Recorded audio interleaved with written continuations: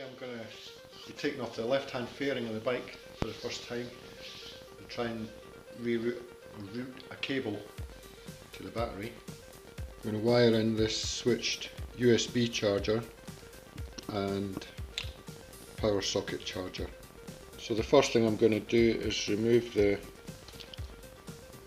display panel cover. So I've got one here, one here, one down here and one down here. So now I've taken the bolts out by removing the cover.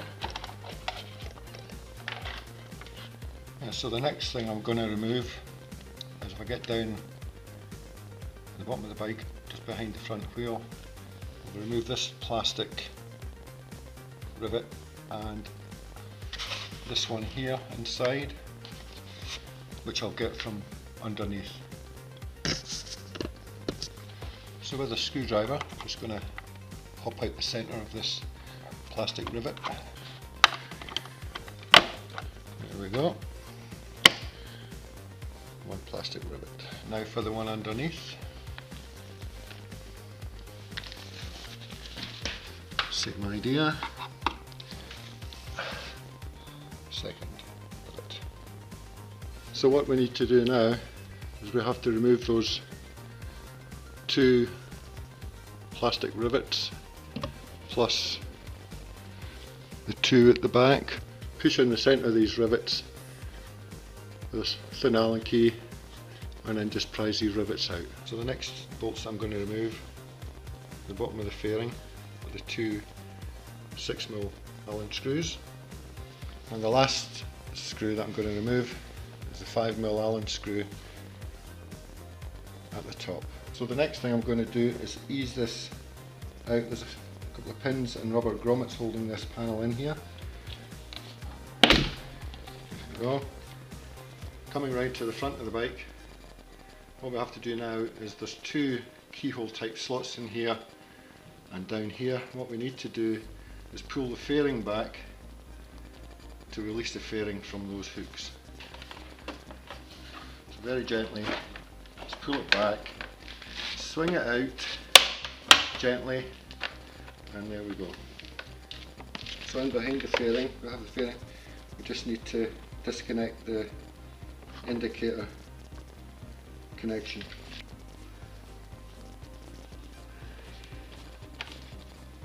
And there we go. So that's the fairing off the bike, and what we're going to do is take the fairing and move it as far away from the bike as possible, so there's no, to reduce the risk of being stood on. So now I'm just going to remove the seats so I can get in and remove this plastic cover here, remove two 4mm screws and there's a rubber grommet in behind here just to push the pull off.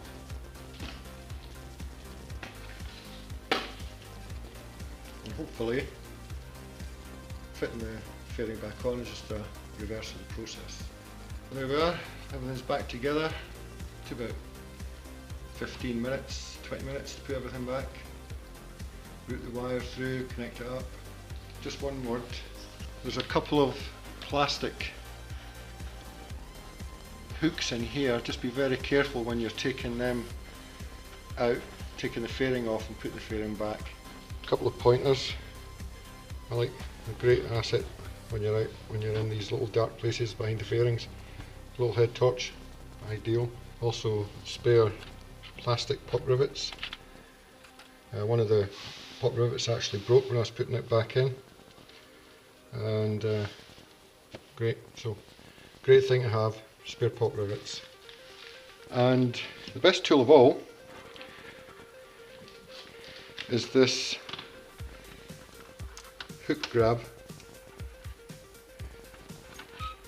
for those nuts and bolts or screws that drop down these dark far to reach places. Absolutely lifesaver. When I was putting the bolt back in the battery, the screw back in the battery, it fell down the back. A few seconds and it was back again. Problem solved. This has pulled me out of trouble a few times. Absolutely fantastic. Let's check this out. See that it's going to do the job. The reason I got a switched USB charger was apparently, even if there's nothing connected in these things, you can still draw power on the battery. So that's connected to my phone. Switch it on.